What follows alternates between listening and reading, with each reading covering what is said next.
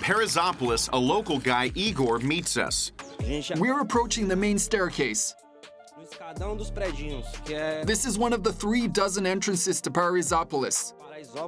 The name comes from Paraiso, which means paradise, and polis, which means city. So you and I are going to Paradise City.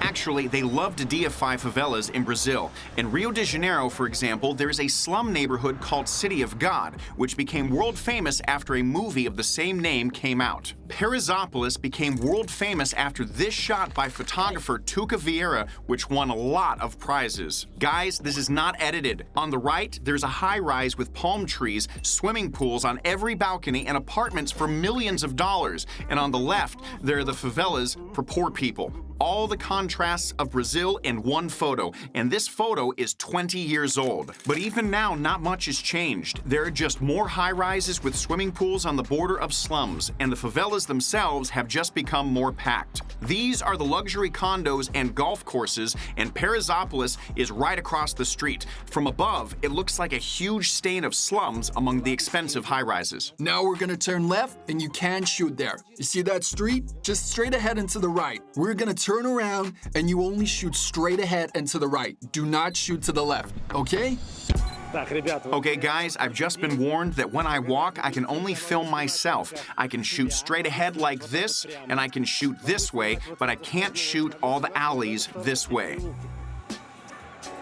Because there's guys in those alleys doing their illegal stuff. And they've got, well, what have they got? Oh, yeah. There's, okay, yeah, those kids are going places. Oh, wow. Oh, there's a lot of pressure. What's going on in there?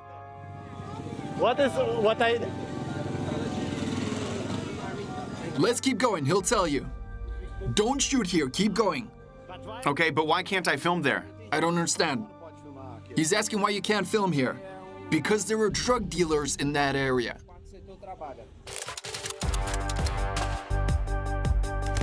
The favelas of Sao Paulo are very different from what I saw in Rio de Janeiro. There were teenagers there with machine guns and pistols on every corner. In Sao Paulo, you don't see guns on the streets. In general, at the entrance, the slums look more like a huge shopping street. This is the center of Paraisopolis. Here we have shopping centers, stores, outlets. We have our own bank, our own market, our own pharmacies, all kinds of businesses. To open a store like this here would cost about 80,000 reals. In general, Paraisopolis attracts a lot of people because our neighborhood is very organized. We help each other out. And here you can do your business with confidence.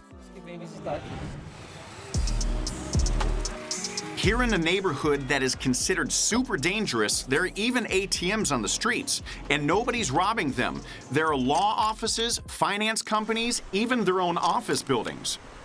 You can't steal in the community. You can't steal in a favela. No one steals in the favela. That's one of the main rules.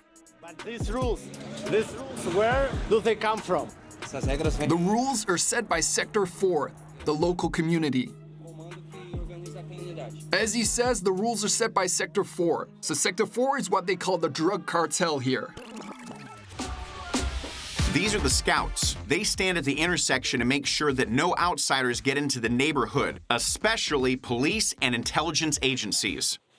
Don't film? Oh, sorry. I will close your face, don't worry. Thanks, bro. And if somebody steals here, if somebody robs here, what will happen to him? What happens to robbers around here? Well, if someone gets caught here, first off, they just beat him up real bad. Something they'll remember for a long time. If he doesn't come to his senses, they'll just kill him. But of course, that all depends on who he robbed. Sometimes they'll kill him right away. It varies. But in general, you're usually given a choice. First time you screw up, you just get pummeled. The second time you screw up, you get maimed.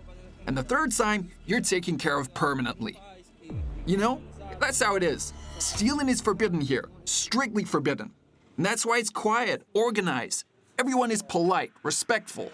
They need to respect the rules here, of course. And now we go deep into Paraisopolis, where there are no more stores or offices, to meet one of the fighters of the first team. Wow, this area differs a lot. It's kind of like a bedroom community, and outsiders are completely off limits. We're entering a neighborhood called Praça. That's what they call it here. It's the worst neighborhood in all our favelas. There's no more stores or even, well, sometimes there's no water supply or anything like that. Our favelas, like it or not, are zoned. All the rich part is concentrated over there, downtown. There's less business, people have less money, and they live in a more isolated fashion. Não tienes. A proteção somos nós mesmos. We provide all the security here. There's team fighters. They live here. But nobody pays them for protection. We just have our own protection. We're united. Nós somos unidos. Pero esta... Yeah, but this team that's protecting you, they've got guns and everything? Yeah. Yeah. Pero no. Yeah, but they don't need to show that. They don't need to show their guns.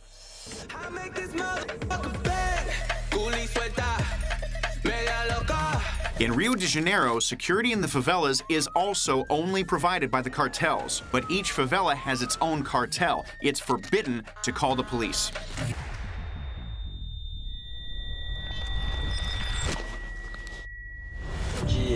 The police can't come in here at all. If you steal here, we'll punish you. If you rape someone, we'll punish you even worse. We have our own laws, and we don't need no cowardly cops around here. But what happens if somebody calls police? That man is done for. They'll kick him the hell out of the favela, or they'll get him killed. It depends on the consequences. For example, if the police come here and kill one of ours, there's no coming back from that. What happens, for example, if a girl loves a police boy? Like they have an affair. A girl from favela and the boy is police. Well, she'd just have to leave the favela. I mean, otherwise, how are they gonna meet here? She could show him our secrets that shouldn't be known to outsiders. Or it would be easier for the police to infiltrate us.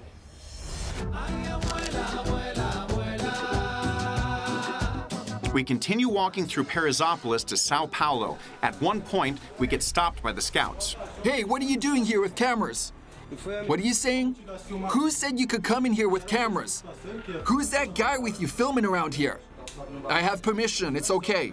I don't know anything about your permission. I got permission, I'm escorting them. If we were alone, the recordings would have been taken from us. We're busted, put the camera down. But in the end, they let me leave with Igor. Can imagine if you don't have permission. Yeah. But he came just to ask whether we have permission or not, yeah? Camera down? Camera down. Okay. So here, unfortunately, I'm going to have to put my camera down almost everywhere because you can't film here. We're going to see a fighter from Sao Paulo's main cartel, the first team. I can't tell you all the details of how we got to him, but at one point, Igor left me to be taken to a safe house by other people who I could no longer film. A cartel fighter was waiting for me there.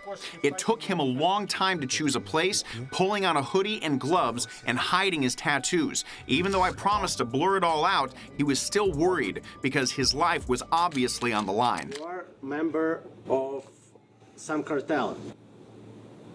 Yeah, When did you join the cartel? Faz muito tempo. years ago, about 17 years ago.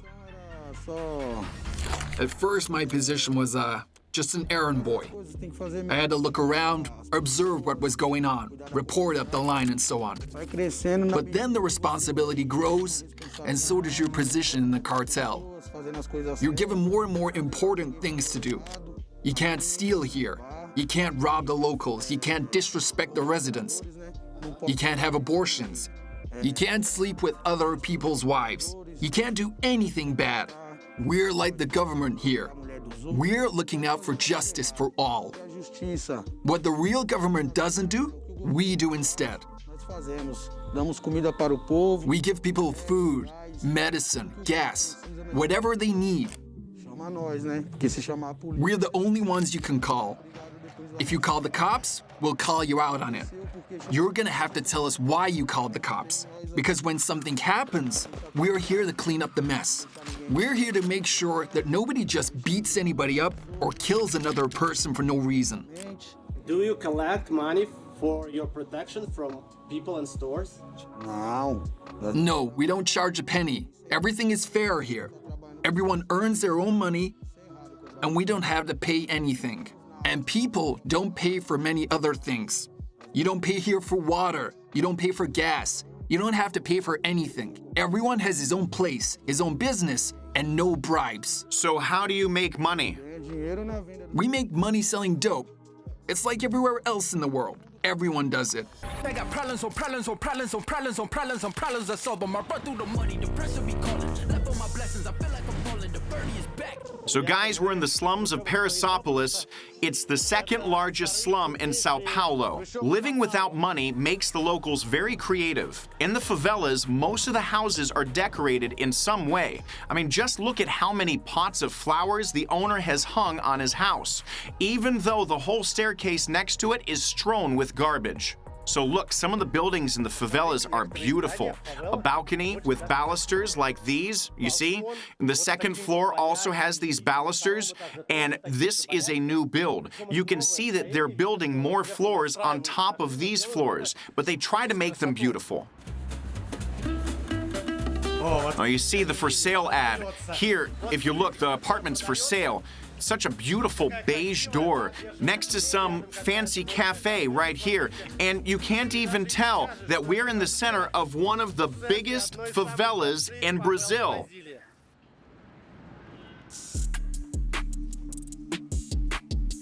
Especulação imobiliária que aumentou. So lately, when in the neighborhoods they started to build residential complexes, the prices of the slums shot up. Comércio começou a ficar. Some apartments here rent now for 400 reals a month. Some rent for 800 and some for 1,000 reals. Casa de 1.000. Favelas grow like this. First, the first floor is built. And when a family has children, they add a second floor, and then their children add a third floor, and so on and so forth. The houses sometimes grow up to 7 floors. When a family moves somewhere, sometimes on the site of an already built favela, well, the old houses are demolished and replaced by other houses. And the bricks that are used for building favelas are very light. So listen to this. They're hollow inside, so they're very, very light. They're easy to tear down, so it's easy to build new houses in their place. Hi.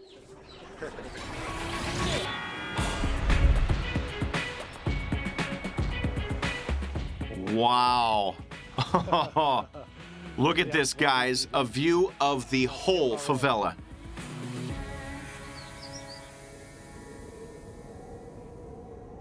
Why aren't the police protecting you? The police kill. If the police are in a favela, that means danger. People don't trust them. They don't bring security. They don't protect.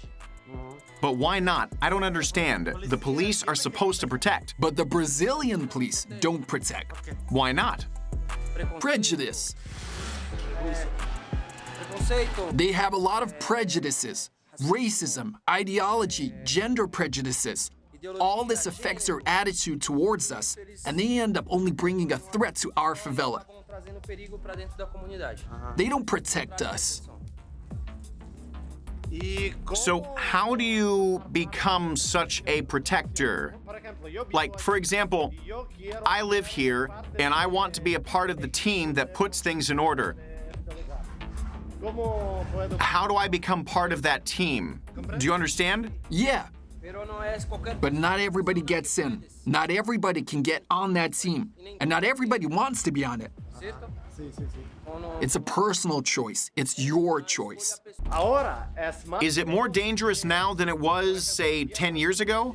No, Or less dangerous? no, much less dangerous. Much less dangerous. For example, 20 years ago, there was another cartel here, and you couldn't do anything. You couldn't build houses, you couldn't develop. Sua mulher se A pessoa desejava, te matava. It was tough. There was a lot of killing. And now the community lives in peace. There's law under the cartel. E quando When did peace come about? When? antes A partir de Around 2003. 2003. Why? What happened? mudou The people in charge of the neighborhood changed. a comunidade. The people who were in power ran away. They were kicked out. And others came in and they're still in charge to this day. Se adentraram outras pessoas na qual estão até hoje. E agora, And now this neighborhood is living in peace. That's right. In peace. Totalmente em paz. Complete peace. No war in any neighborhood in Sao Paulo. No war. Não existe guerra. Uh-huh. All the neighborhoods of Sao Paulo are peaceful now. Is it just in Sao Paulo or all of Brazil? Just Sao Paulo. Why only Sao Paulo? Why isn't it like that in other places? Because Sao Paulo is where this cartel was created. Porque em São Paulo é onde que nasceu. It originated here. There are a lot of cartels in Rio de Janeiro. Elsewhere in the country, there's a lot of cartels. A regra em São Paulo And of course, there are fights between them. But there's only one here. Okay, so there's only one. There's no competition. There's no gang feuding. There's just no such thing. There's one faction, and that's it. funciona. Pronto. Okay. And you like it that way, that there's only one. Vivemos em paz. Yeah, I mean, we're at peace. No war, no gunfights, no police breaking in at dawn, kicking down doors. And you begin to appreciate every minute of the peaceful life that our neighborhood has. Gratificante este momento de paz que a comunidade vive. It sounds unthinkable, a gang that's restoring order. But here's a graph of crime in Sao Paulo since 2000, when the first team cartel took control of the city. A precipitous drop in crime. Experts from the World Economic Forum cite data. The murder rate dropped from a high of 52.5% per 100,000 in 1999 to just 6.1% per 100,000 today. Since 2020, Sao Paulo, once the most feared city in Brazil, is now safer than New York City, where crime is on the rise. The same World Economic Forum says a few researchers believe the drop is due to the dominance of a single gang known as the PCC, which imposed its own brand of criminal order, a kind of Pax Mafioso, a mafia piece. Nós não quer guerra. We don't want a war with anybody. But it's different in Rio. There they love all these wars among themselves. We're done with that here. We're all one here. We're all human beings. And there's plenty of room under the sun for all of us. You catch my drift? Say no war. We're only at war with the system, with the government. In Rio, on the contrary, the cult of guns has been growing over the years, so that on the streets there's only more guns.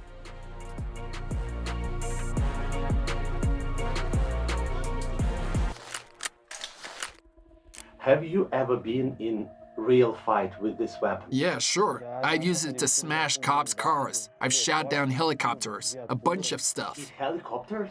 Uh-huh. How you hit helicopters? We got armor-piercing guns, SWAT armored cars come in here, feds, and helicopters try to fly in. When did you start doing that? I was around 14 or 15. Was you ever trained how to use this weapon? Aprendi com a vida, na caminhada, nós vai aprender. You have to get your training by yourself. You learn how to handle the guns. They only told me the basic stuff. The older guys showed me how to shoot, and then I learned it all on my own. Agora nós vai botando em prática. when did you enter Cartel? I was 17 years old. At first, my job was to be an errand boy, talking to people, see who was doing what, make sure no one was cheating or trading behind our backs. And then my role and my position grew. I was entrusted with more and more complex cases. Let's just say it was all about security. Fazendo as coisas certas. Generally, if someone gets killed here, it's for a reason. It means they did something wrong. Nobody gets killed for nothing.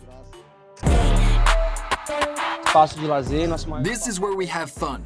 This is our biggest open space. We don't just play games here. It's also where most of the community events take place. Meetings, shows, different events. It's the main meeting place for the population within the community. A football field is the centerpiece of any slum neighborhood in Brazil. No matter how shabby the houses around it are, no matter how much garbage is lying in the narrow slum streets, the field will be clean, neat, and always ready for the game. And there will almost always be lots of kids on it. Soccer for these kids is a chance to get out of the favelas forever. Did you win? Não? No? Vai cair hoje, eu acho. Again? Did they lose? Yeah? Antônio já tá querendo... No luck? All right, I'll train you some more. You'll kick their ass. Neymar, who now earns over $100 million a year, grew up in one of the poor neighborhoods in Brazil, as did Ronaldinho and many other football stars. There are opposite examples, though. Adriano Leite Ribeiro grew up in one of Rio's poorest favelas. He played for Flamengo, Inter, Roma, and Miami United. But then partying and alcohol brought him back to the favela. What's more, rumor has it that he is now a member of the city's main drug cartel, the Red Team. Here he is posing and showing their CV symbol with his fingers. And in this picture, here he is with a bod and a beer in the favela, and you can hardly recognize the former celebrity.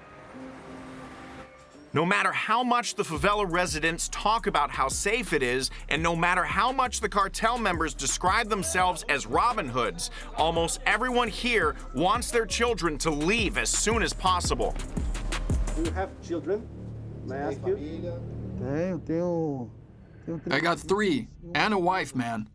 mãe. Do you think your children will be part of the gang too? Não. No, I'd like a different future for them. I'd do anything for that. I want them to have a different future. I want their future to be different to mine. They don't have other option if there is always a gang. They will, to work, to study, to become a decent member of society. They'll have opportunities I've never had in my life. Do you have family? Tenho. I do. What do you think your children will be soldados too? No, my kids live in another state far away from here, and I hope they don't repeat my life. Brazil really leaves its mark on those who have been here forever. Divinely beautiful nature, vivid emotions, thrills, and delicious, juicy food. But what do you think of this country? I always reply to your comments myself. Don't forget your likes and subscribes, but we're moving on.